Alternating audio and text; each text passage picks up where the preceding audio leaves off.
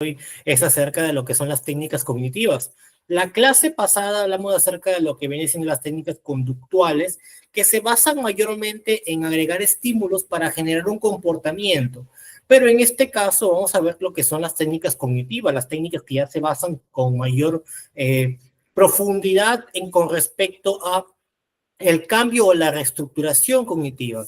La reestructuración cognitiva, como se mencionaron en clases anteriores, viene siendo cómo se moldean los pensamientos para generar pensamientos que sean más positivos, pensamientos que sean mucho más fructíferos, que sean, pues, que den un bienestar en la calidad de vida de los individuos. En este caso, pues, se genera un cambio, una sublimación para que los pensamientos que pueden ser negativos, que pueden molestar, que pueden ser incómodos de tener en nuestro día a día, puedan sublimarse y de este modo pues generar pensamientos que puedan ayudarte a sentirte de una manera mucho mejor, tener un bienestar y un equilibrio emocional. ¿Por qué es importante tener un equilibrio emocional en nuestra vida cotidiana? Porque muchas veces bueno, se genera esta molestia, esta incomodidad. Algunas personas tienen ataques de irritabilidad, de un sentimiento de pereza o de abulia. Abulia se conceptualiza como una flojera excesiva o un sentimiento de no querer hacer nada de forma excesiva. En algunos casos se puede volver como distimia o hasta depresión. Bueno, y es por ello que mantener un equilibrio adecuado en cuanto a lo que viene siendo nuestros pensamientos y evitar pensamientos irracionales, que son esa clase de pensamientos que pueden haber en nuestra vida cotidiana, que puedan generarse de forma involuntaria, de forma repentina. Por ejemplo, que ustedes han pensado en algo totalmente negativo, en algo que tal vez ustedes piensen, yo no soy así, o ¿por qué estoy pensando en esto? Y ese tipo de pensamientos pueden generarse de forma involuntaria, los pensamientos irracionales, pensamientos intrusivos también. Me gustaría saber si es que alguno de ustedes ha pasado por ese tipo de pensamientos que a veces puede uno pensar, yo no soy parte de esto o eso no es parte de mí. También hay dos términos muy interesantes llamados la ecosintético y el ecosintético y no, egosintético y egodisténico, que vienen siendo dos conceptos los cuales son acuñados para cuando uno realiza una acción que en la mayoría de ocasiones no se siente como tal perteneciente a una acción. En este caso, pues esto se genera por los pensamientos irracionales, por pensamientos intrusivos, por pensamientos que a la larga pueden volverse manifestaciones concretas o cosificarse, en este caso convertirse en acciones que tal vez son negativos, y es por eso que un mal manejo de los pensamientos puede terminar desencadenando o concluyendo en este comportamientos que a veces uno no quiere que pasen y pues por consecuentemente, porque hay una falta del manejo de las emociones, de los pensamientos, entonces uno termina desencadenando o comportándose de una forma que no le gusta. Nahuel me pregunta, ¿cuándo es el último día de clases? Ya es este miércoles el último día de clases de lo que es la terapia cognitivo-conductual. Sin embargo, ya pueden obtener lo que es la certificación con respecto con lo que es el pasar el examen. Con respecto a la terapia cognitivo-conductual, como mencioné al principio, viene siendo una terapia que fue acuñada hace como 50 años, que cognitivo viene siendo de los pensamientos y conductual de la manifestación del comportamiento. Esto es acuñado por Aaron Beck, el cual fue uno de los principales contribuidores en cuanto a lo que es la terapia cognitivo-conductual. Es por ello que pasamos con lo que viene siendo las técnicas cognitivas. Si bien es cierto, las técnicas cognitivas se diferencian de las técnicas conductuales porque las técnicas conductuales se basan mayormente en el agregar estímulos, en el agregar el condicionamiento, como la vez pasada se explicó acerca del condicionamiento, el condicionamiento operante, el condicionamiento clásico, también los castigos, el refuerzo positivo, el refuerzo negativo, cómo podemos hacer que un comportamiento se pueda terminar repitiendo, un comportamiento que queremos de una persona, podemos agregar un estímulo para que esto se termine manifestando mayormente, se pueda terminar volviendo algo ocasional, un comportamiento repetitivo.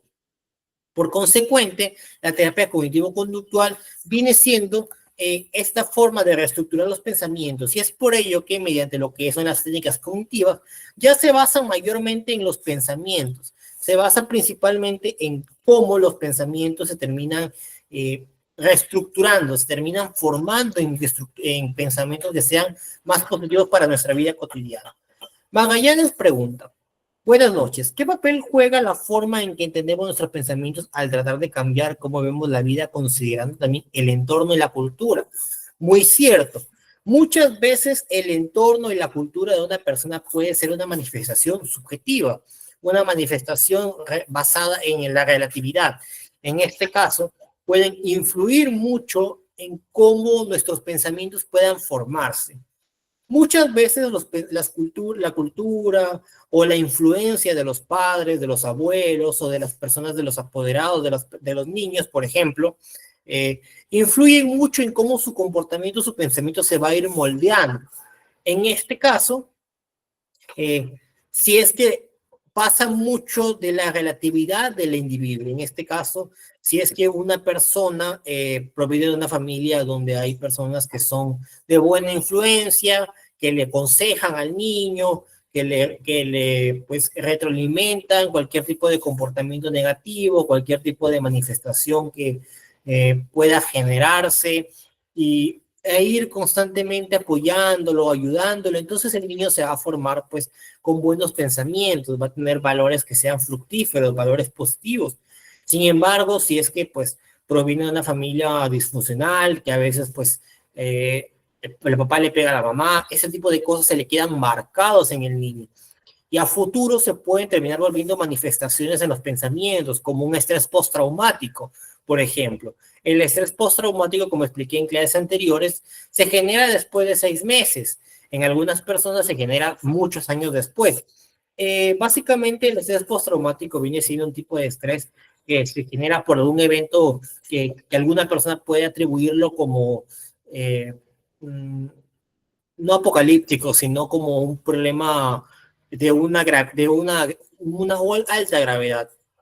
En este caso, el estrés postraumático, pues, se puede molestarte o hacer que termines manifestando pensamientos o un comportamiento de tristeza, de depresión, porque el trauma se termina manifestando tiempo después.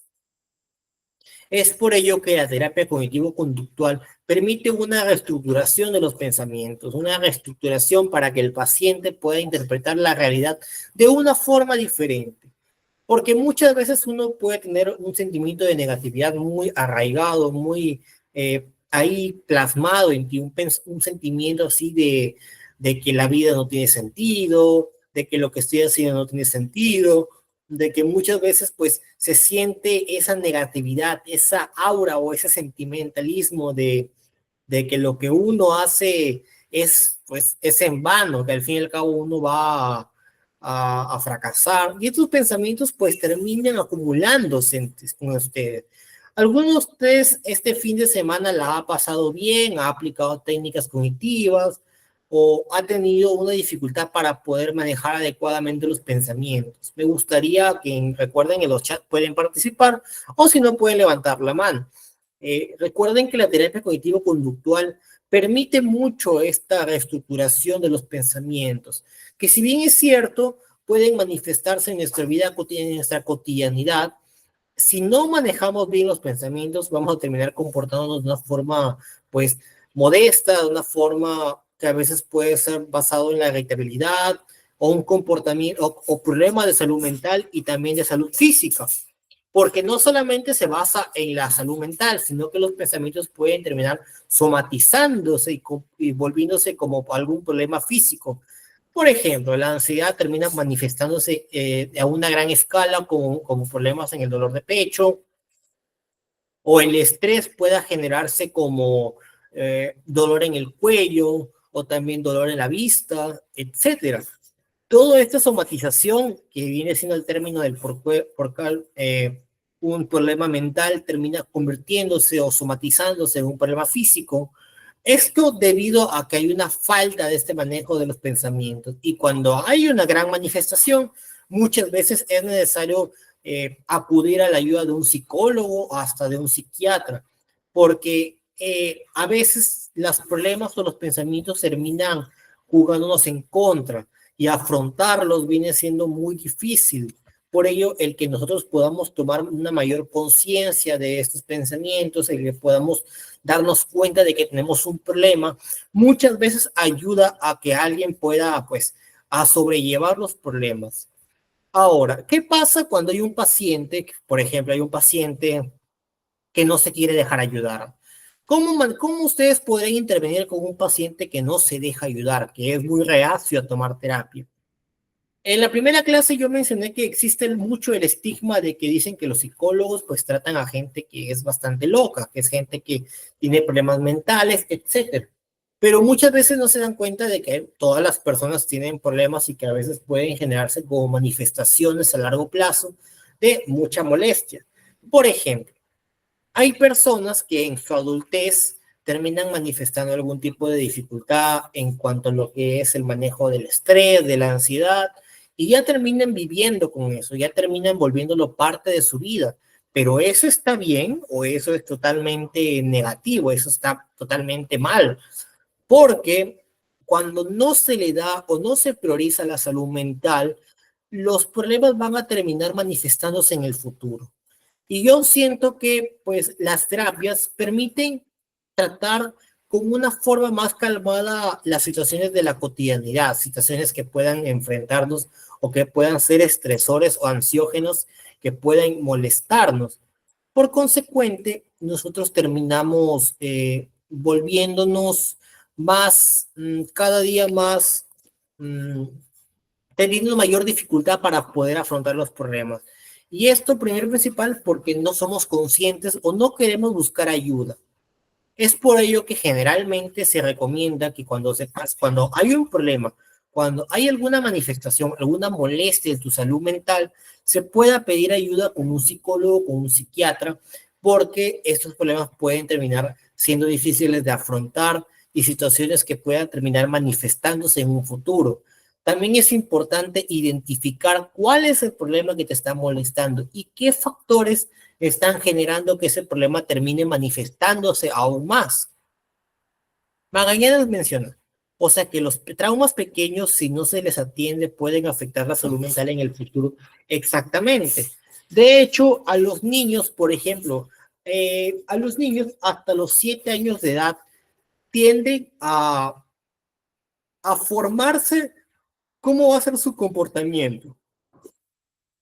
Si es que los niños durante ese lapso de los 7 años, de los 6 años, pasan por situaciones muy complicadas o pasan por situaciones que le generan mucho estrés, mucha ansiedad, entonces en el futuro se van a terminar manifestando. Se van a volver tal vez niños que puedan ser poco tolerables a la frustración, poco tolerables a los sonidos, a las situaciones de molestia y van a tener más difícil para poder controlar los síntomas de patologías mentales y evitar recaer en esto o poder sobrellevar en situaciones situaciones de estrés en su vida cotidiana. Por consecuente, entonces van a tener dificultades para cualquier aspecto de su vida. Por ello es que se recomienda que hasta los 7 años de edad de los niños se pueda apoyarlos constantemente y evitar que estén apegado mucho a situaciones de mucho estrés o de mucha ansiedad. Por ello principal, puede que muchos estemos manifestando problemas hoy en día, por ejemplo, de apego emocional o querer estar constantemente con una pareja. No sé si a alguno le ha pasado que tiene dependencia emocional hacia una persona, hacia una pareja, hacia algún familiar.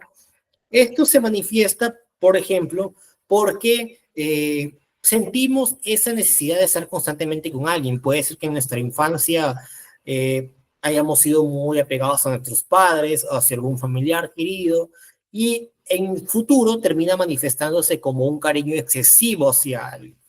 Pero esto se puede volver un problema, esto se puede catalogar como si fuera un problema, si es que se vuelve una dependencia emocional en donde basamos toda nuestra vida o todo lo que somos en alguien, entonces ya se puede catalogar como un problema. Si es que nuestra vida ya se basa principalmente en una sola persona, ya se puede catalogar como tal, como un problema que se tiene que buscar una solución óptima. Andrea menciona, buenas noches, una consulta. Cuando ya están en una etapa adulta, algunas personas son muy sensibles a los recuerdos o traumas que sufrieron desde niños o adolescentes. ¿Cómo se puede lidiar con estos recuerdos mientras que la misma persona se sienten culpables llevando una carga negativa? Bueno, bajo esta o bajo experiencia previa respecto a algún problema similar, muchas veces es importante trabajar con el paciente durante la primera sesión, durante el encuadre, explicarle o ayudarle en cuanto a una mejora de su autoestima, hacer que pueda eximir de cualquier tipo de culpabilidad acerca de las cosas que le pasaron en su vida o situaciones del pasado. Porque muchas veces las personas deben reconocer que en el pasado no teníamos la misma experiencia que tenemos hoy en día. Por ejemplo, se han cometido errores en el pasado, a veces no nos damos cuenta de que antes no teníamos la misma experiencia o ese tipo de conciencia acerca de los problemas y por eso terminamos cometiéndolos, terminamos ultimando en hacer acciones que en un futuro nos terminamos arrepintiendo. Y puede que hoy en día cometamos un error y en el futuro lo veamos como tal, como un error, como una equivocación. Esto principalmente porque a veces no sabemos o no tenemos esa experiencia previa para poder afrontar las situaciones, las situaciones que nos hacen afrontarlos de una forma, pues, dependiendo de nuestra experiencia previa. Pero, volviendo a lo que es el tema de cuando se tiene que ayudar a un adulto que ha pasado o evoca recuerdos del pasado que son bastante molestos, primero y principal es trabajar con su autoestima. Hacer que el paciente se dé cuenta de que los problemas no son su culpa, de que las situaciones de su vida cotidiana o las cosas que le pasaron no son su culpa. Trabajar con la autoestima. Por ejemplo, en algunos casos donde el problema son, por ejemplo, un abuso infantil, se tiene que trabajar primero con el paciente hasta que poco a poco pueda irse trabajando con, por ejemplo, eh, dándose cuenta o tratando de tratando de hacer que el paciente se dé cuenta de que hoy en día es el presente, de que el presente es lo importante, de que ya no se puede hacer nada para cambiar el pasado, de que hay que aceptar las cosas que han pasado y darse cuenta de que no fue nuestra culpa, de que lastimosamente no tenemos la culpa de haber pasado por las situaciones, sino que hay momentos en los que pues hay situaciones que tenemos que afrontar adecuadamente y que ya fueron parte de nuestro pasado. Por ejemplo, que alguien haya pasado por algún tipo de conflicto, se haya peleado con alguien y que tal vez hoy en día quiere recuperar esa amistad, pero que se da cuenta de que en el pasado cometió el error de discutir. Magallanes menciona, por favor, ¿podría aclarar esa duda sobre el paciente si el paciente no se deja ayudar? Bien, ¿qué pasa cuando tienen un paciente que no se quiere dejar ayudar, que no quiere ir a terapia, o que tiene dificultad para querer ir, o porque tiene ese estigma de los psicólogos? Muy cierto. Eh, lo que primero y principal, lo que se tiene que hacer es explicarle que la sesión de terapia es fundamental para que pueda tener una mejora en su vida cotidiana.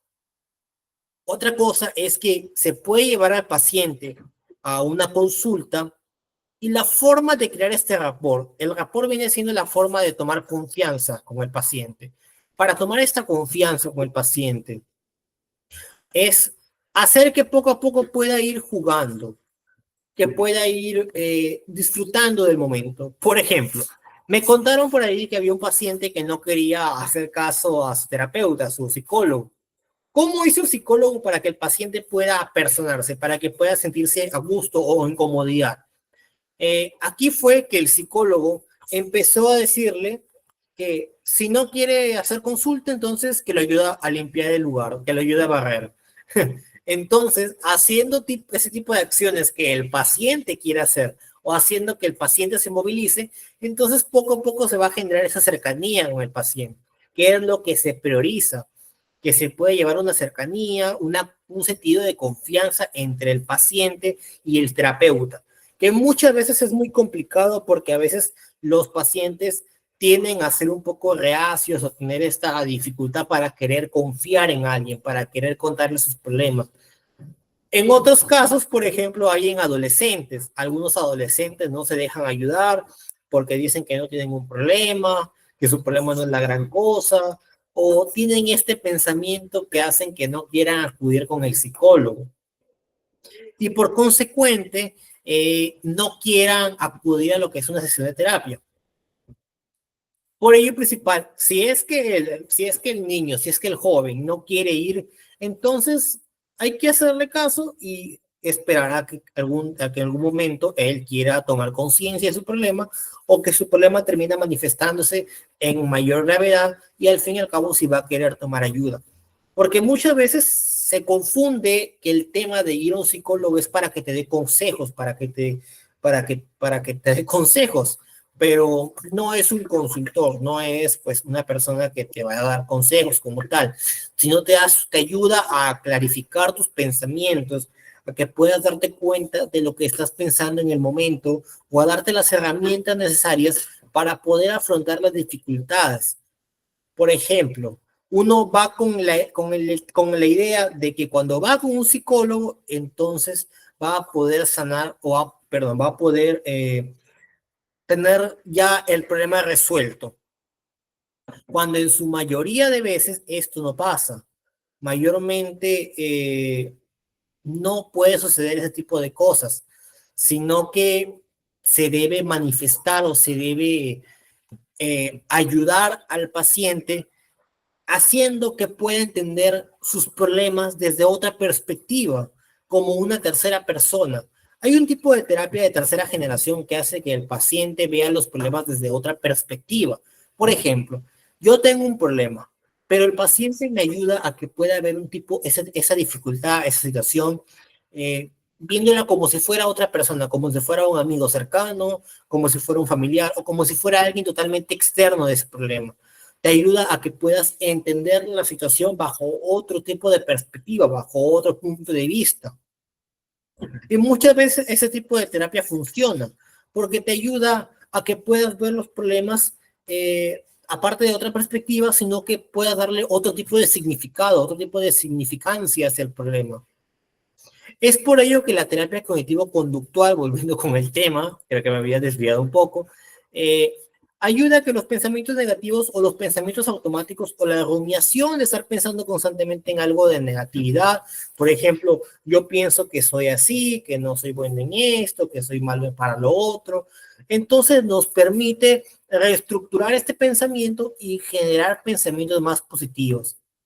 Por ejemplo, en la psicología organizacional, su principal función es que los trabajadores se sientan con ese gusto por querer pertenecer a una organización, porque puedan desarrollar mejor sus ideas, porque puedan sentirse más a gusto dentro de la organización, que muchas veces las organizaciones, las empresas, no priorizan la sanidad mental o la salud mental de los trabajadores. De hecho, en un estudio realizado en un artículo de investigación de Pew Research, se menciona que un 60% de los trabajadores no se encuentran o no sienten que el lugar donde están realizando sus labores son bastante acogedoras o se sienten bien. Un 30% se sienten bastante fatigados y solamente un 10% realmente se sienten bien con su trabajo. O sea, cómo, cómo podemos ver que las organizaciones a veces no priorizan a los trabajadores, no priorizan la salud mental o la comodidad de los trabajadores. Miriam menciona, la Gestalt explica cómo vemos el mundo. Muy cierto, Miriam, la Gestalt, al ser una terapia de tercera generación, termina yendo hacia el problema en sí, o sea, no se basa en diferentes tipos de aplicación de alguna prueba psicométrica o alguna aplicación de una prueba predictiva, sino que la Gestalt va directamente hacia el problema y trata de entrar en cuáles son las soluciones o cuál es el punto de vista que debes aceptar que eres y cómo podemos mejorarlo o cómo mediante las sesiones puedes subsanar ese tipo de dificultades que pasan en tu vida cotidiana. O sea, se basa principalmente en el problema. Es por ello que se busca que la Gestalt vaya directamente hacia un problema. Por ejemplo, que al fin y al cabo termines en una sesión de terapia de Gestalt. Y el psicólogo o el psicólogo te diga que eres muy perfeccionista o que eres machista. Y tú te preguntes, pero yo no soy así, pero yo no tengo ese pensamiento. Pero en realidad tienes como como una parte principal o factores o ciertas cosas, ciertos comportamientos que sí te catalogan como perfeccionista o como machista y te hace replantearte tus pensamientos, tus comportamientos, tu accionar, hace que termines eh, dándote cuenta de qué cosas tal vez no te has dado cuenta, pero que en realidad puede que sí lo seas. Magallanes mencionó, ¿y por qué nuestro cerebro reacciona de manera negativa ante esos pensamientos y cómo podemos cambiar esos pensamientos dañinos por otros más realistas? Justamente vamos con esto. Ya pasamos con lo que viene siendo las técnicas de lo que son las técnicas cognitivas. Pasamos con lo que viene siendo la reestructuración cognitiva. La reestructuración cognitiva se basa principalmente en la técnica para los pensamientos que son distorsionados, para pensamientos que son interpretaciones negativas hacia a las cosas o factores de la cotidianidad. En este caso, los pensamientos dañinos, ¿cómo podemos reestructurarlos?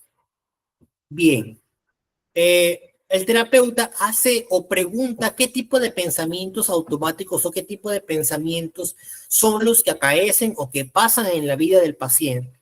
O sea, se trata de buscar cuáles son todos los pensamientos negativos como tal y entonces el paciente va explicándole al psicólogo, yo soy así, yo pienso en esto, yo tengo este pensamiento todo el día, me molesta, etcétera. En este caso, mediante lo que viene siendo buscar alternativas para manejar de mejor manera este malestar emocional, va a ser bastante favorable, porque va a hacer que el paciente pueda pensar en cosas que son positivas, que tal vez no se ha dado cuenta o que las ha omitido. Ese tema se basa principalmente en que muchas veces dejamos de lado los pensamientos positivos y maximizamos los pensamientos negativos. O sea, la maximización de esos pensamientos negativos hacen que estemos rumiando, que estemos constantemente pensando en eso, que estemos fatigados, que estemos pensando, enfocados siempre en negativo. Yo creo que más de uno aquí en el grupo tiene o se enfoca o se enfrasca mucho en los pensamientos negativos. Por ejemplo, que en tu día te dicen un montón de cosas positivas, un montón de cosas lindas, pero alguien te dice un comentario negativo. ¿Cómo te vas a sentir? ¿Vas a enfocarte en las cosas bonitas que te dijeron anteriormente o te vas a enfrascar en el pensamiento negativo que te dijo alguien? Una sola persona que te haya dicho algo negativo.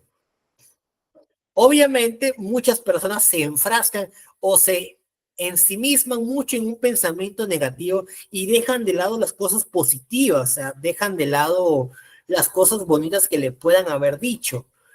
Exacto, Magallanes. En lo negativo mayormente se ensimisma uno. Y esto es porque las personas a veces, como todos sabemos, odiamos que alguien nos diga algo o nos hace sentir mal, algo negativo que nos digan. Y estamos acostumbrados de forma automática o de forma involuntaria en centrarnos mucho en lo negativo. Incluso puede ser que en el colegio, cuando teníamos un bonito día, pero la profesora nos regaña o un compañero de clase nos dice algo negativo, nos enfrascamos en ese pensamiento y el resto del día la pasamos malhumorados, la pasamos con ese sentimiento de negatividad o la pasamos pensando en yo soy así, tal vez soy así y no me he dado cuenta. Esto es porque las personas nos enfrascamos mucho en las cosas negativas. Por ello, principal es que es fundamental que podamos reestructurar de forma cognitiva estos pensamientos automáticos, estos pensamientos que a veces dejamos que fluyan sin que nosotros queramos, o sea, pasan por nuestra cabeza sin que nosotros tengamos esa finalidad, sin que tengan esa finalidad en nosotros. ¿Y cómo podemos sustituirlo? Que el terapeuta nos empieza a decir cosas o nos hace aclarar cosas que son positivas de nosotros, cosas que son amenas, cosas que no nos damos cuenta que son parte de nosotros. Ahora pasamos con el registro de pensamientos. El registro de pensamientos viene siendo una técnica en donde el paciente, pues tal y como es su nombre, va registrando cuáles son los pensamientos que son negativos o los pensamientos que puedan surgir en el momento. A ver, Magallanes menciona y Mayer también. Magallanes menciona, ¿y cómo se puede aceptar esa técnica para modificar creencias muy profundas en personas que han tenido problemas por mucho tiempo? Si bien es cierto, la técnica permite modificar los pensamientos, a veces las creencias también pueden ser un factor que pueda generar una dificultad para cambiar esos pensamientos. Pero eso se puede trabajar mediante la concientización. Si las creencias o las cosas que nos han hecho o nos han planteado durante el tiempo han quedado muy arraigadas en nosotros o han quedado ya como pensamientos propios, se debe brindar qué factores son negativos de esas creencias. Por ejemplo, si yo creo que pelear está bien, si yo creo que pelear está bien porque hace tiempo me dijeron que tengo que pelear, tengo que pegarle a todo el mundo, tienes que ver ese lado de ese lado de cierta objetividad en donde bajo lo que son los factores o los estigmas sociales, tu pensamiento, tu creencia es totalmente negativa, es errónea. Puede ser que haya sido algo parte o que te hayan inculcado durante el tiempo, pero si esa creencia es negativa o hace que en tu cotidianidad, en tu vida social, te genere problemas, entonces te ayuda a aclarar de mejor manera que esa creencia tuya obviamente está mal. Maye menciona, si nos enfrascamos en los pensamientos negativos, ¿quiere decir que tenemos baja autoestima? Buena pregunta, Maye. De hecho, muchas veces los pensamientos negativos se generan por una falta de oxigenación del cerebro, por una falta de serotonina, por una falta de ese sentimiento de positividad, de ese positivismo que muchas personas tienen.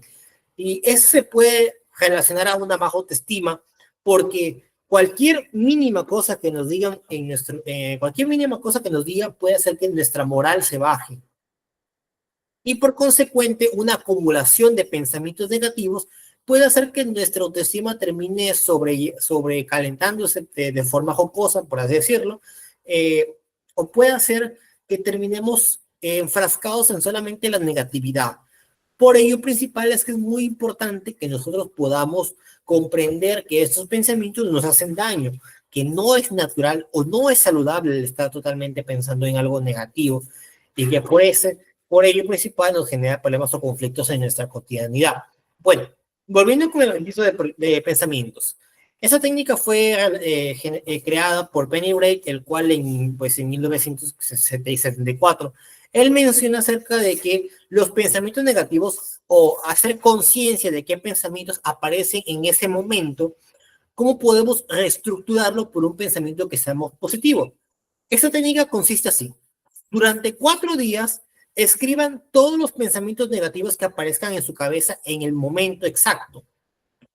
Seguido en esto, háganlo durante por lo menos 15 minutos. Escriban todo lo que aparezca o que sea negativo o moleste o que los moleste a ustedes.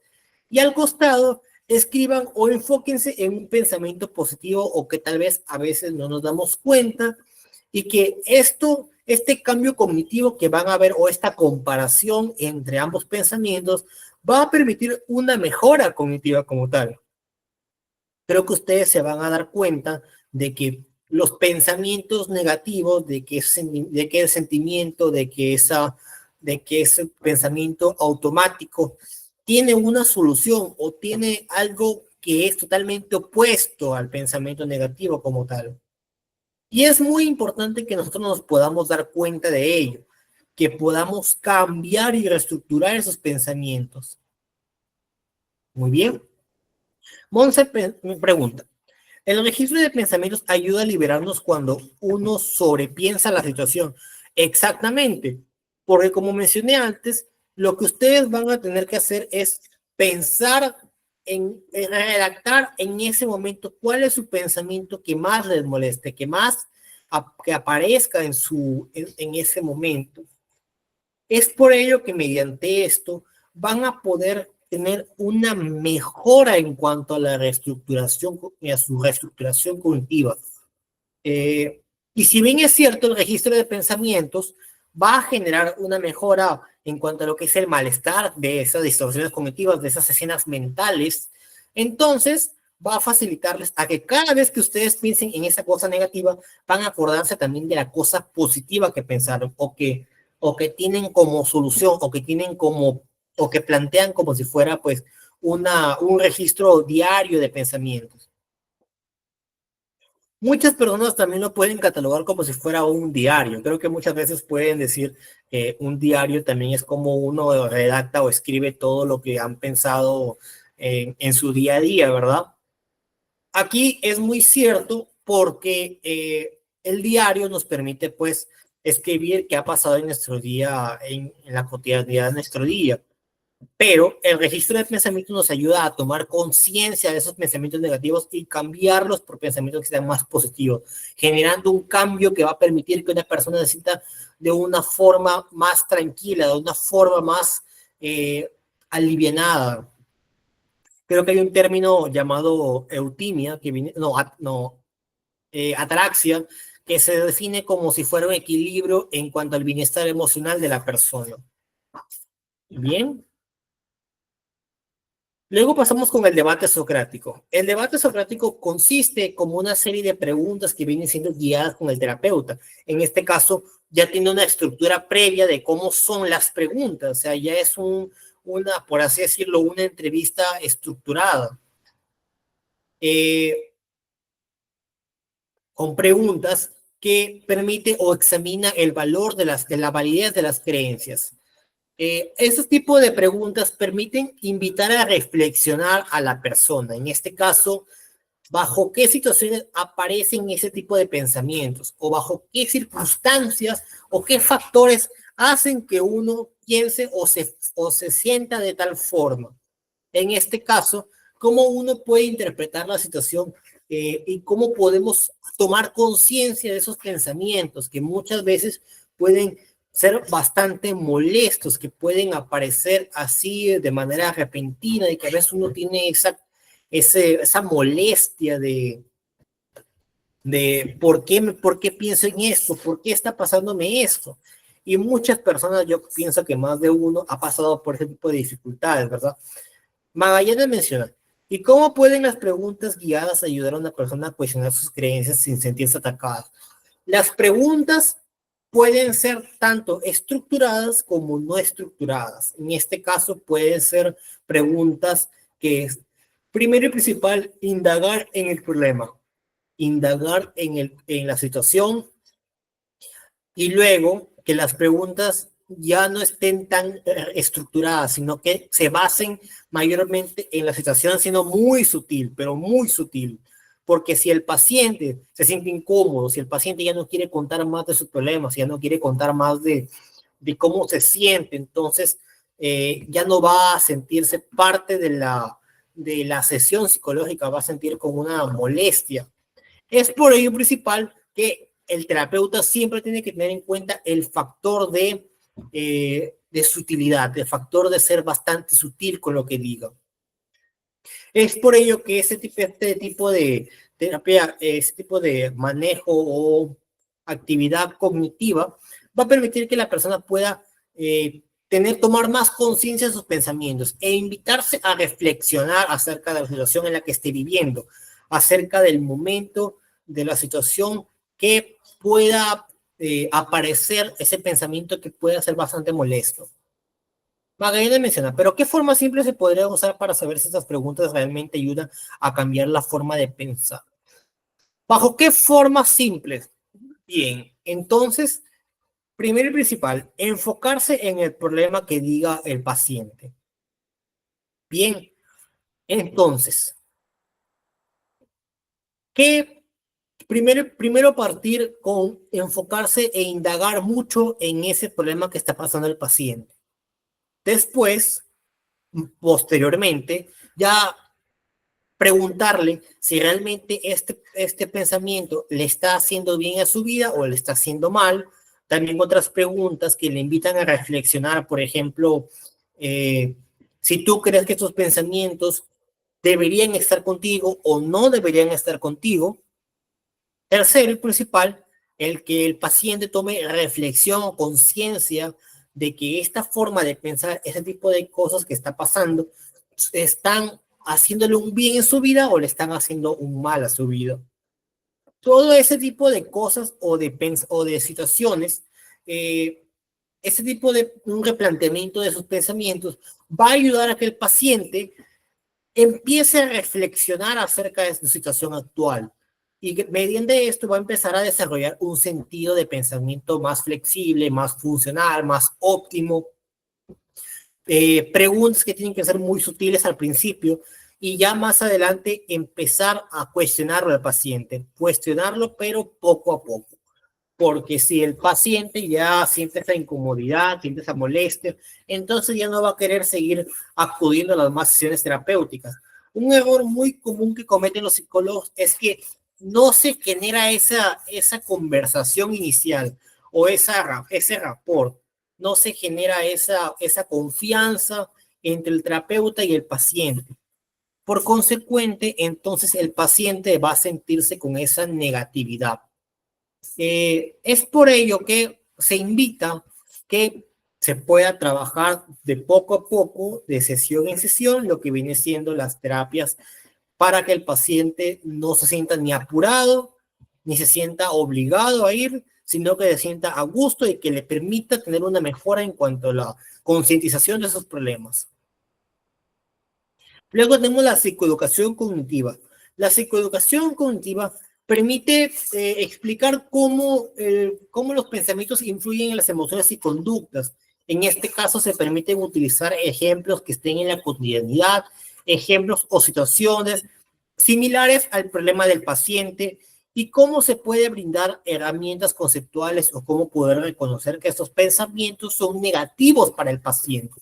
En este caso, se invita a que el paciente pueda comprender, pueda entender de que sus problemas le pasan no solamente a él, sino que le pueden pasar a muchas personas más.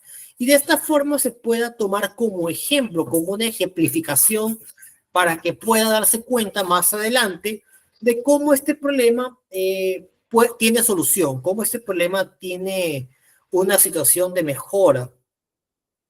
Eh, es por ello que muchas veces las personas, como mencioné al principio, se dejan llevar por la maximización de los pensamientos, pero no se dan cuenta de en qué cosas están olvidándose, en qué cosas no están prestando la atención y por consecuente no tienen esos pensamientos negativos y terminan manifestándose de una forma continua, de una forma constante. Sí me dejo entender, ¿verdad? Muy bien. Entonces, la psicoeducación tiene esta finalidad. Magallanes pregunta, ¿de qué modo se pueden usar herramientas como videos, gráficos para que estas ideas sean más claras y fáciles de aprender? Bien, con respecto a de qué forma se pueden utilizar esas ideas, por ejemplo, proyectándole un video acerca del problema del paciente o una concientización acerca de que su pensamiento, su problema es algo totalmente natural y que se va a poder buscar una solución. O también mostrándole qué consecuencias puede traer estos pensamientos negativos, esta negatividad que puede aparecer en la vida del paciente. Por ejemplo, eh, que uno tenga cada rato pensamientos de enojo, de irritabilidad, que una falta del manejo del temperamento puede terminar ocasionando un sentimiento de terminar discutiendo con su familia, terminar discutiendo con las personas. ¿Por qué? Porque no ha manejado adecuadamente los pensamientos. Y esto principalmente se genera porque no hay este control genuino, este control adecuado y óptimo que va a permitir que las cosas que sean más fructíferas para que los pensamientos negativos no fluyan así fácilmente. Pero es un proceso muy progresivo, o sea, como siempre menciono en todas las sesiones que no es algo que en una sola sesión va a subsanarse. Es algo que por lo menos 12 a 20 sesiones recién va a poder el paciente mejorar, va a poder controlarlo adecuadamente. Pero siempre y cuando se tome este interés por querer solucionar sus problemas. Es por ello que también puede utilizarse gráficos como por ejemplo pictogramas o imágenes para mostrarles las consecuencias de los pensamientos negativos o mostrarles situaciones de cotidianidad para que se puedan trabajar estos pensamientos disfuncionales. Cómo podemos enfrentarlos adecuadamente y cómo estos pueden ser, evitar que aparezcan en nuestra vida cotidiana con tanta facilidad. Luego tenemos las técnicas de distracción cognitiva. Las técnicas de distracción cognitiva permiten interrumpir lo que son el ciclo de pensamientos negativos, en este caso mediante un cambio del foco atencional. Básicamente que cuando estemos pensando en algo negativo, estemos pensando en la rumiación, en eso que nos molesta, poder cambiar ese foco hacia los factores que hacen que, o hacia los estresores, hacia los ansiógenos, cómo podemos cambiarlos por, eh, por otras situaciones, por otros escenarios, por otros momentos, por otras cosas que sean totalmente diferentes. En este caso, si nos enfrascamos mucho en qué factores generan ansiedad, nos debemos enfocar en qué cosas son positivas en nuestra vida. Por ejemplo, que nuestro foco atencional hacia las cosas que nos hacen sentir mal, nos hacen sentir irritados, se modifiquen por otras cosas que sean más positivas. En este caso, sublimar los comportamientos, sublimar por comportamientos que sean más positivos, por cosas totalmente diferentes. Esto va a servir bastante. Esto va a ser muy, pero muy fructífero para las personas porque se van a dar cuenta de que lo que le prestamos atención, lo que estamos ahí centrados en las cosas negativas, lo que estamos centrados en lo que no es bueno, vamos a cambiarlo, nuestro foco atencional, por otras cosas diferentes. Y esto va a servir bastante, va a ser muy, pero muy bueno. Magallanes menciona, ¿y por qué algunas personas reaccionan de forma distinta a estas distracciones y cómo se pueden ajustar? Bueno, es que en la base es parte de la subjetividad, porque se subraya mucho lo que es la subjetividad, la relatividad de las personas. ¿Cómo se pueden ajustar?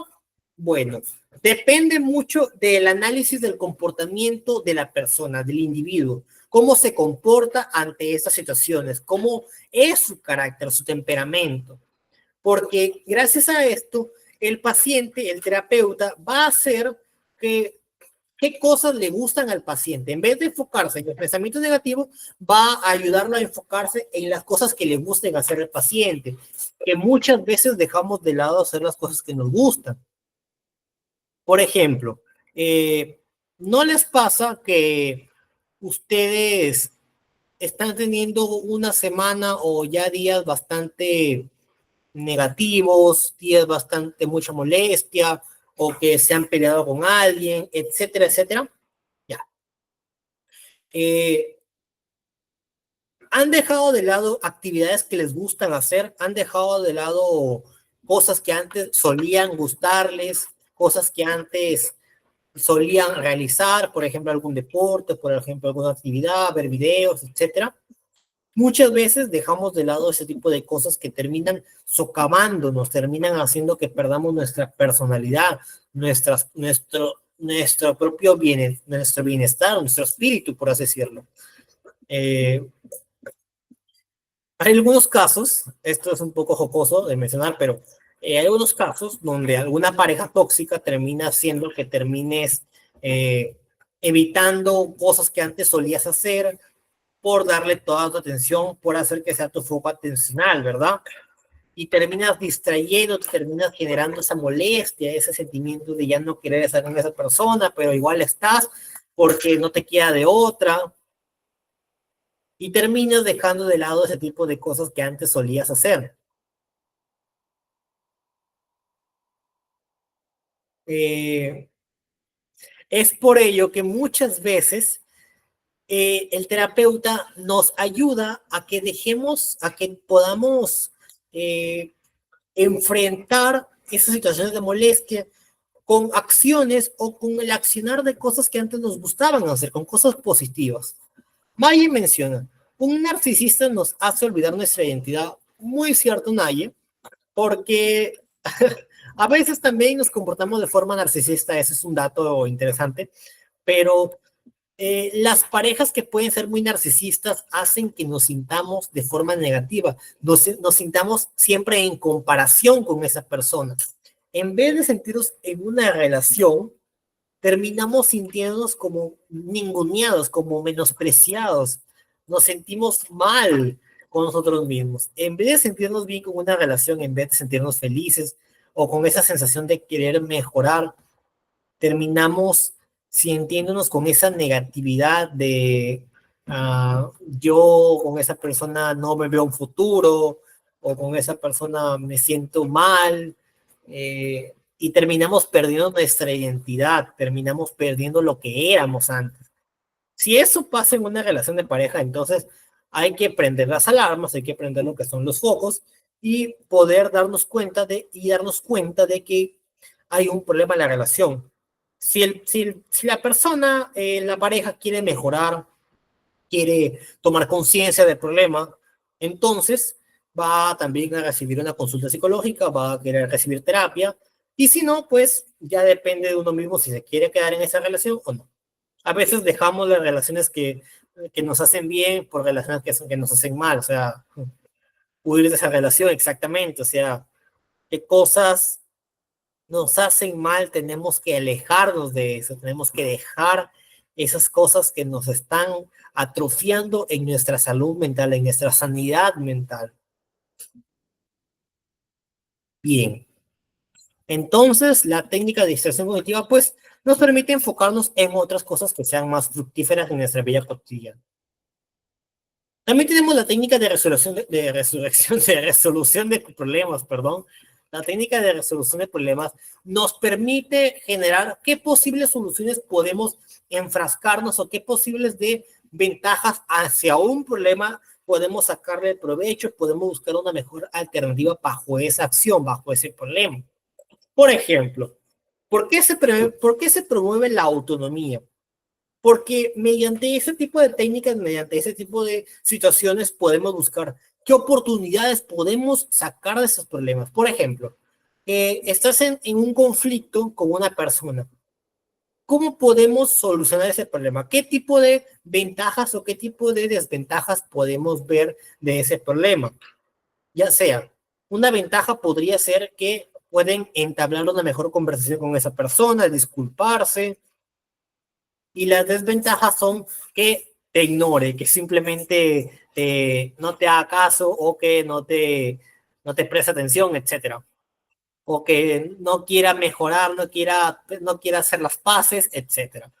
Entonces, la técnica de resolución de problemas nos ayuda a poder evaluar el conflicto que ustedes estén pasando, qué posibles soluciones pueden encontrar mediante la autonomía, mediante el que nosotros mismos podemos buscar las soluciones. Obviamente, el terapeuta te ayuda a dar las herramientas para poder afrontar las situaciones. Mi pregunta es, Andrea Gómez menciona, muchas veces las personas huyen de los problemas en vez de afrontarlos, ya que mucho les cuesta. Sí, porque a veces las personas en vez de afrontar un problema, afrontar una dificultad, prefieren huir o hacer caso omiso o hacer caso de la negación, lo que son ¿cómo se llamaba esa técnica? Sí, la negación, o sea, negar un problema. Esto a veces puede catalogarse como si fuera una persona débil o puede que sea una persona que sienta vergüenza de afrontar una situación, o sea, les cuesta, pero muchas veces esto se puede catalogar como una inmadurez emocional. Magallanes menciona, ¿qué otras formas sencillas se puede combinar para ayudar a quienes se sienten bloqueadas o dudan a tomar decisiones? Bien, cuando hay cierta dificultad para tomar una decisión, muchas veces se invita a que la persona pueda ver el problema bajo otro punto de vista. En este caso, cómo podemos ver ese conflicto, si nos hace bien, si en un futuro nos va a hacer mal, si ese problema, si persiste o si sigue en nuestra vida cotidiana, va a ser, nos va a seguir atrofiando, nos va a seguir molestando, va a ser totalmente molesto, o si podemos o si podemos solucionar ese problema, si podemos enfrentar ese problema y tomar una decisión que en un futuro vamos a sentirnos a gustos con eso. Maya menciona, un narcisista no permite solucionar el problema porque ellos son perfectos ante sus propios ojos. Muy cierto, Maya. Los narcisistas, en su mayoría, piensan que los problemas son algo o hacen caso omiso a los problemas porque se sienten superiores, tienen ese aire de superioridad, tienen este aire de que, no tienen ningún tipo de error y por ello en las parejas, pues, fracasan porque es una pareja narcisista y la otra pareja tiene problemas depresivos. Ah, Dios mío, la bomba que puede ocurrir ahí. Por ello es importante que si hay un problema en la relación, se busque soluciones factibles, se busquen soluciones que sean necesarias o el quiebre, la ruptura, si es que ya es un caso muy grave, si es un caso que te está dificultando en tu vida cotidiana, porque el mundo no se acaba. O sea, hay gente que piensa que las relaciones de 7 años, 8 años ya son relaciones con las que nos vamos a quedar por siempre, pero a veces, mientras uno siga vivo, la juventud persiste. Bien. Eh, Pasando con la flecha descendente. La flecha descendente viene siendo otra técnica cognitiva, el cual se categoriza porque a veces tenemos que buscar ideas más profundas de los pensamientos negativos. Por ejemplo, ¿qué pasará si sigo pensando en esto? O sea, indagar más en tu pensamiento negativo, enfrascarte y cuestionarte si tu pensamiento negativo es adecuado o no lo es. O sea, buscar qué cosas están haciendo que tus pensamientos negativos estén ahí. O sea, buscar qué factores están afectando tu salud mental, tu sanidad mental. Por ejemplo, y si eso pasara, ¿qué significaría para ti? No soy suficiente o no merezco ser querido. ¿Por qué ocurren estos pensamientos? Porque todo nace de otras cosas, todo fluye por otros factores, o sea, todo va a nacer a causa de otros factores. Magallanes menciona, ¿y cuáles son las limitaciones para este método para aquellos que tienen dificultades para cambiar sus ideas? Buena pregunta. Como mencioné antes, las creencias ya quedan muy arraigadas en uno. La forma de pensar se basa mucho en nuestro entorno, en nuestra cultura. Pero ¿cómo podemos cambiar este pensamiento? Primero y principal es aceptar que nuestra creencia, que nuestras ideas son erróneas. Poco a poco, obviamente. Porque si le vas a decir a alguien que viene a tu consultorio y te dice, yo soy así, me comporto así porque mis padres son así, tal, te va, y si tú le dices, mira, lo que tú estás pensando está mal, o sea, eres así, eres no sé cuánto, lo vas a juzgar o se va a sentir juzgado, ya no va a querer volver a la consulta nunca más, o sea, va a sentirse totalmente como a la defensiva, exacto. Hay que tener en cuenta la sutilidad al momento de actuar o de trabajar con los pacientes, porque muchas veces no todos tienen la misma cantidad de ese sentimiento de aceptarse a sí mismo, ese sentimiento también de adolecer lo que le diga otra persona. Muchos pacientes obviamente tienen que tener mucho cuidado los terapeutas de no interponer sus creencias, de no interponer sus ideas. Por ejemplo, si un paciente es ateo y un terapeuta, un psicólogo es cristiano católico, no le vas a decir, sé católico, sé cristiano, o no seas así porque tu creencia está mal. No, hay que hacer que el paciente se dé cuenta de si su creencia está mal, si le está afectando en su vida cotidiana o no lo está afectando. Muchas veces hay que poco a poco trabajar con el paciente, hay que ser muy sutiles al momento de hablarles algo, evitar que se pongan a la defensiva, evitar que digan, no, ya no quiero ir porque el psicólogo me está metiendo ideas o me está haciendo me está como molestando, me está fatigando, me está sacando de quicio, de una forma jocosa, por así decirlo. Por ello es que se busca trabajar poco a poco con los pacientes. Hay que ser muy sutiles. Y las creencias siempre van a estar muy arraigadas y pueden ser un factor de manejar con mucha dificultad. Pero como mencioné antes, hay que ser muy sutiles con lo que le digamos al paciente. La mayoría aquí está estudiando psicología o ya son graduados de psicología. Me gustaría saber eso. Quiénes son ya graduados o les interesa el tema de la psicología. Porque el tema de la psicología siempre va a tener una vasta cantidad de temas muy interesantes que tal vez al finalizar la clase pueda mencionar. Egresada de psicología, increíble, Miriam. Increíble. Estudiante de psicología, Magallanes, excelente. Nahuel egresado. Egresado Monse, Enix psicóloga clínica. Yo, como mencioné al principio, en la primera clase, yo recién egresé en diciembre del año pasado. O sea, tengo todavía 24 años. Y también soy investigador científico, pero más me enfoco en lo que viene siendo la psicología organizacional y la psicología clínica. Bien, volviendo con el tema, la decatastrofización. ¿Para qué sirve la decatastrofización? Primero y principal, ayuda a que una persona pueda preguntarse, ¿qué tan probable es que un problema ocurra? O sea, muchas veces maximizamos un problema porque a veces nos dejamos llevar por el sentimiento, nos dejamos llevar porque el pensamiento puede agrandarse, puede ser muy difícil. Por ejemplo, eh, yo mañana tengo un examen. ¿Qué es lo peor? ¿Qué es lo peor que podría pasarme? Uno puede pensar, me pueden expulsar de la escuela, me pueden regañar muy feo, el director va a llamar a mis padres. ¿Y qué pasa cuando das el examen y, hipotéticamente hablando, fallas el examen? Llega a pasar eso que tanto has pensado, te regañan, te sacan de la escuela, o simple y llanamente solamente fracasaste en el examen y listo, o sea, no pasó a mayores.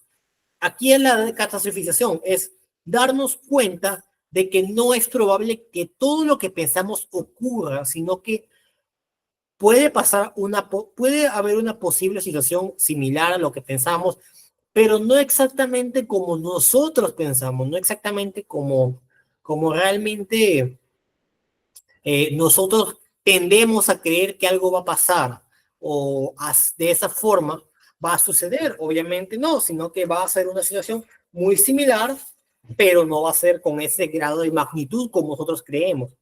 Andrea menciona, por ejemplo, podría ser que mi jefe me vaya a reír o mis compañeros se van a reír.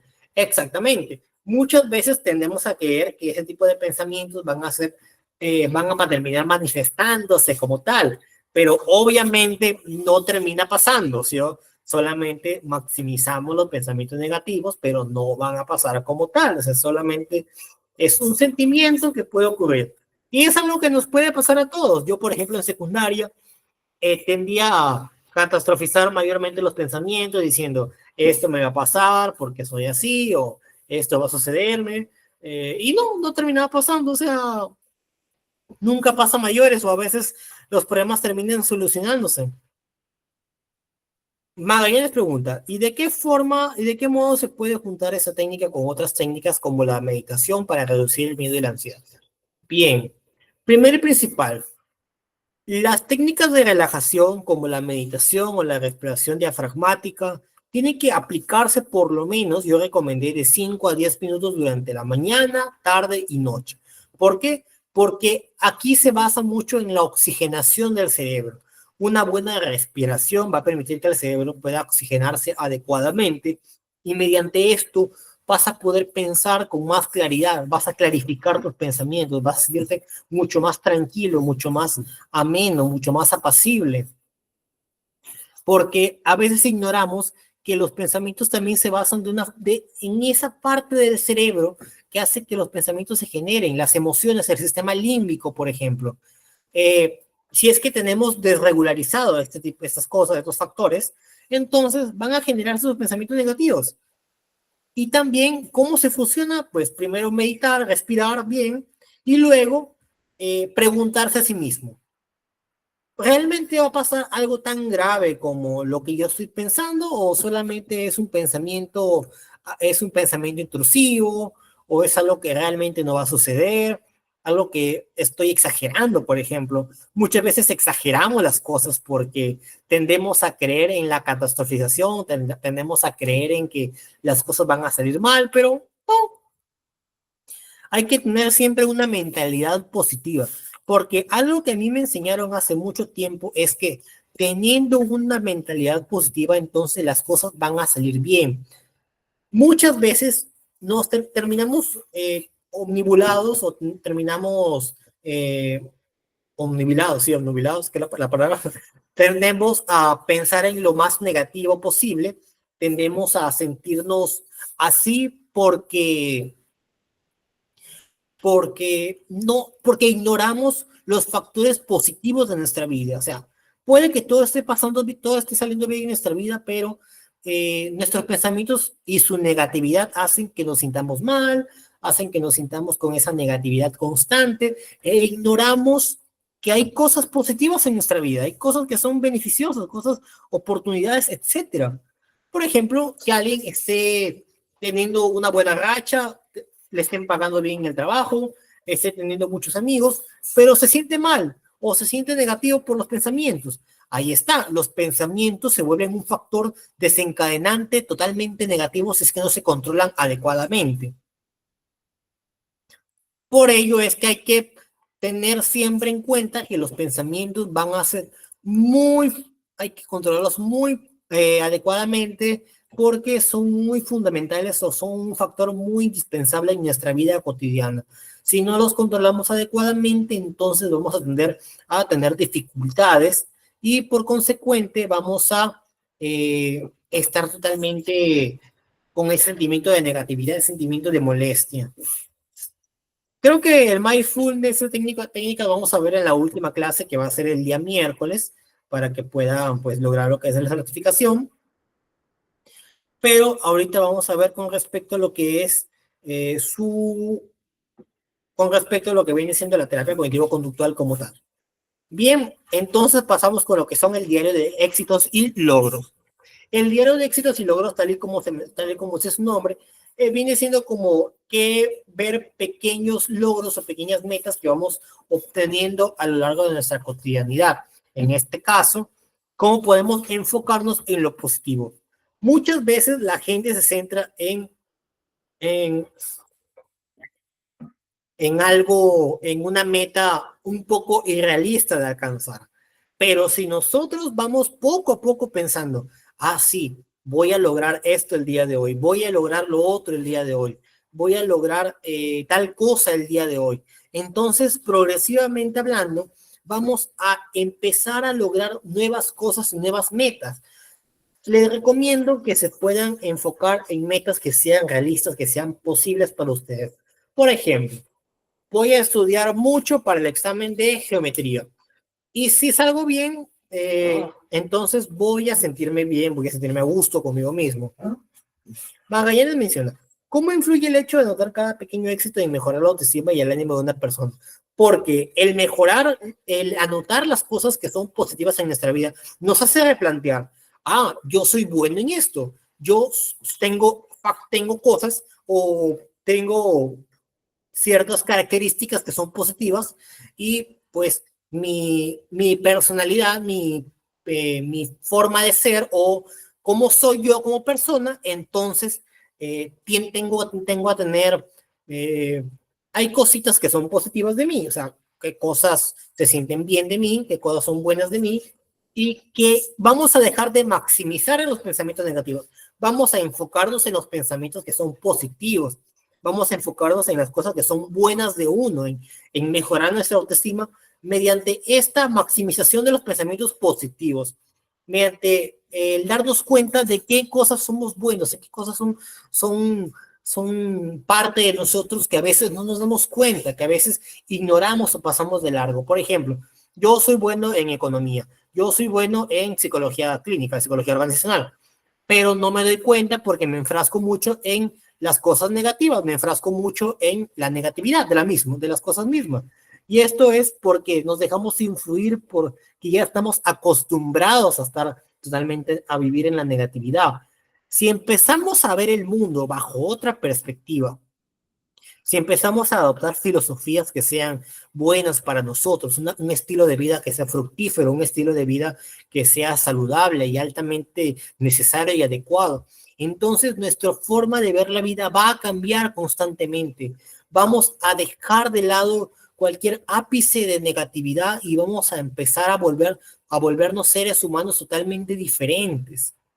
¿Por qué les comento esto? Porque pienso que muchos hemos pasado por estos pensamientos, estas situaciones de mucha negatividad, ¿verdad? Creo que no solamente yo, sino muchas personas en la audiencia. Y por consecuente, ignoramos qué factores o qué cosas son positivas en nuestra vida.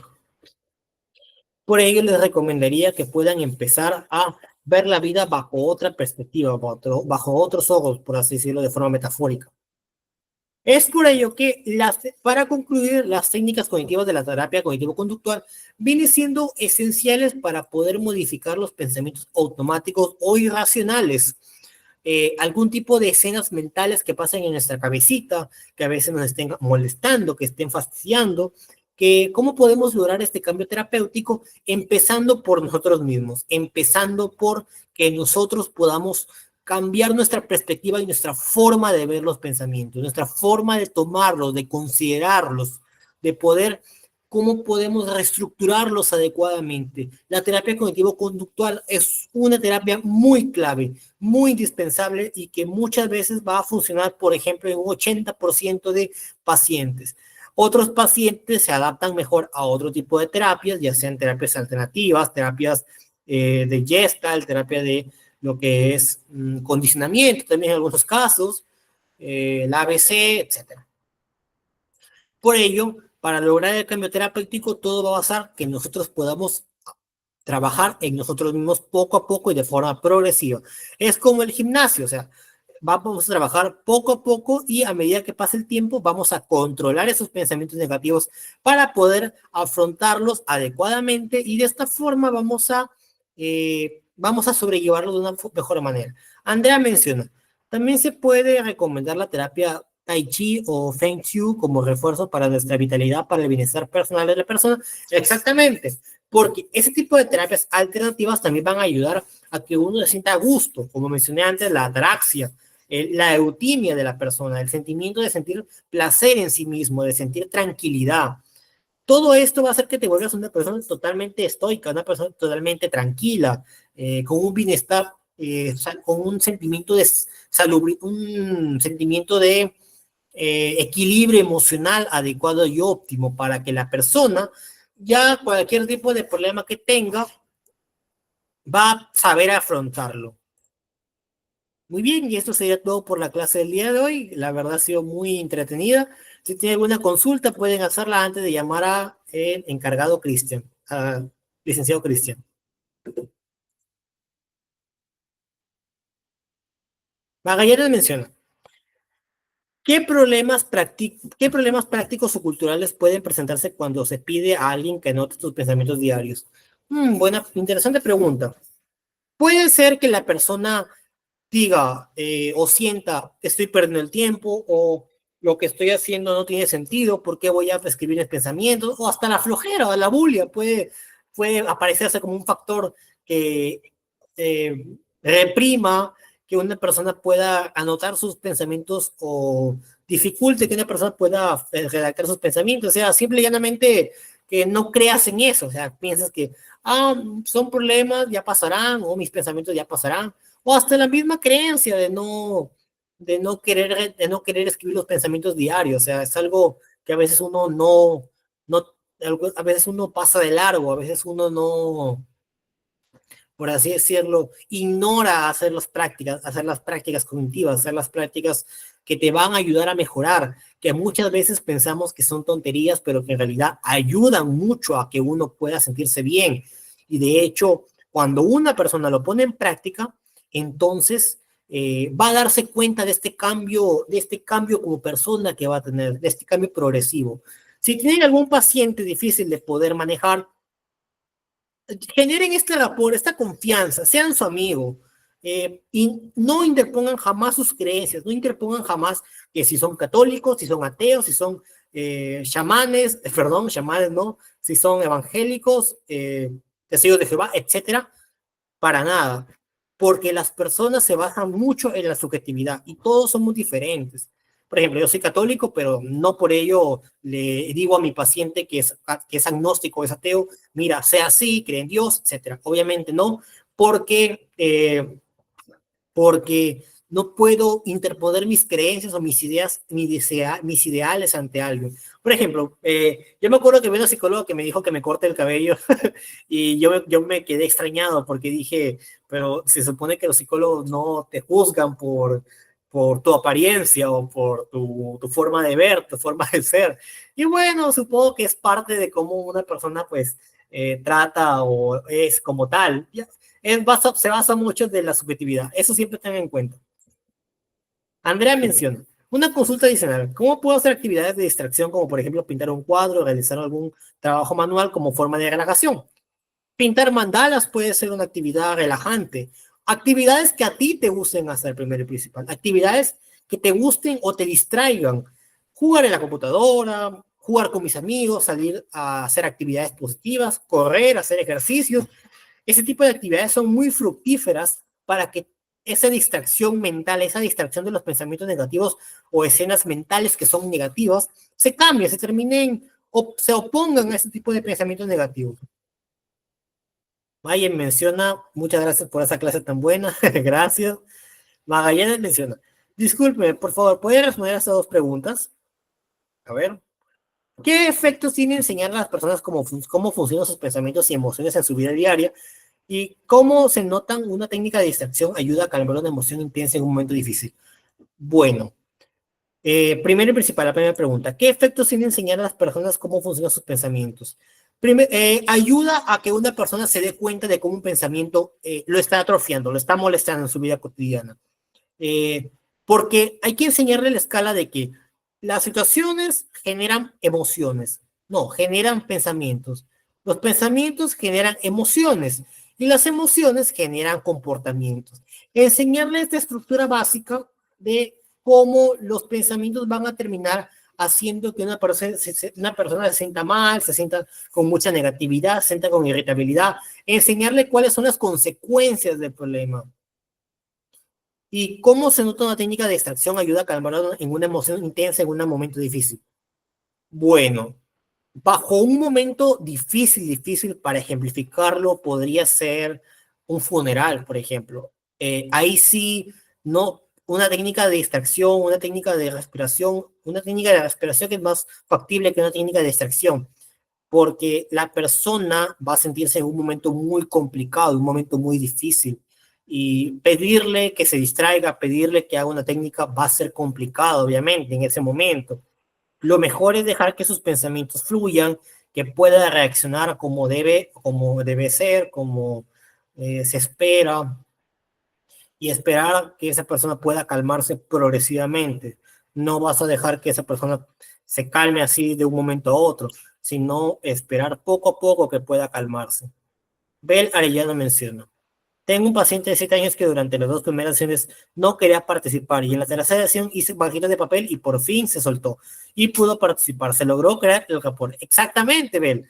Generar esa confianza con el paciente. Hagan que su paciente se sienta a gusto con ustedes. Que no los vea como un profesional, sino como un amigo, que los vea como alguien en quien puedan confiar sus problemas, porque hay algunos que van de forma obligada, hay algunos que van por cumplir y dicen, ah, bueno, voy al psicólogo porque no me queda de otra. Hagan que se sientan a gusto, como por ejemplo, invítenlos a hacer una actividad, a barrer incluso el consultorio o a pintar algo. Van a hacer que el paciente poco a poco vaya a empezar a sentirse a gusto, a cumplir, a decir su problema, a decir cómo se siente. Obviamente, a veces en la primera sesión o en la segunda sesión se puede fallar en eso, se puede llegar a fallar, pero poco a poco van a poder generar esta confianza con el paciente. Bien, antes de terminar, quiero contarles, quiero mostrarles acerca de algo que yo les mostraba, me acuerdo a mis alumnos de Escuela de Líderes de La Vallejo, de la Universidad de Vallejo, se llamaba las páginas de investigación. Aquí está. ResearchGate. Un ratito.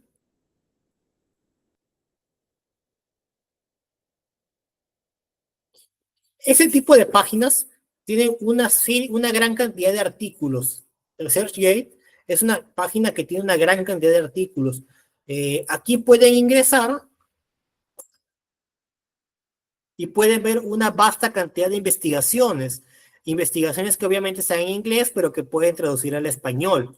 Esto porque, como les mencioné en la primera clase, hay una vasta cantidad de estudios de psicología, una gran cantidad de estudios de psicología que muchas veces en las universidades no se imparte.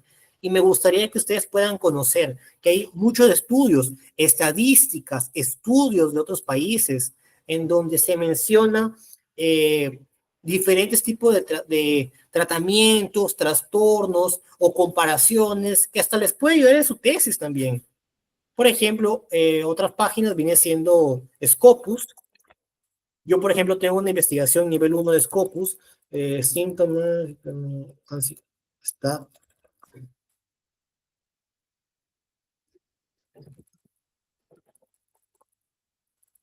aquí les muestro. Son diferentes estudios. Por ejemplo, yo realicé una investigación con otro grupo de investigación de la Universidad de Sarajevo acerca de lo que son escalas de ansiedad y depresión o desorden de escala de ansiedad y depresión y una escala para medir en estudiantes de Perú. Aquí se puede descargar el PDF y pueden analizar, pueden ir leyéndolo, obviamente es en inglés, pero que todos los estudios tienen una finalidad de dar estadísticas, de brindar ciertos temas respecto a lo que es, lo que son diferentes tipos de problemas que aparecen en la vida, diferentes tipos de términos acerca de conductas. Hay una vasta cantidad de cosas que pueden ver. ¿Listo? Puedo ver este tema la próxima semana. Bell menciona, tenía otro paciente de 68 años, no participaba, lo llevé a un radioparlante y me puse a cantar música criolla, era un paciente con aneurisma y terapia del lenguaje. En 9 meses se recuperó totalmente llegando a tener una buena dicción al final. Muy bien, Bell, eres una gran psicóloga o gran psicólogo, excelente, porque a veces, muchas veces hay diferentes tipos de terapias para tratar a los pacientes. Es muy importante que ustedes puedan adaptarse al paciente como tal. No todas las terapias van a funcionar con uno, van a hacer que ustedes puedan seguir estudiando, indagando, conociendo nuevas terapias. Cristian, ¿qué tal? ¿Te encuentras ahí? Por supuesto, licenciado, prestando atención a la clase que está muy interesante. Igual las preguntas que realizan en el chat me dejan bastante sorprendido. Bueno, me parece que la clase terminó, ¿verdad? Licenciado, ¿me confirma o va a seguir Sí, ya respondiendo acabó. preguntas quizá? Ah, ya, perfecto, muchísimas gracias. A ver, voy a detener la grabación.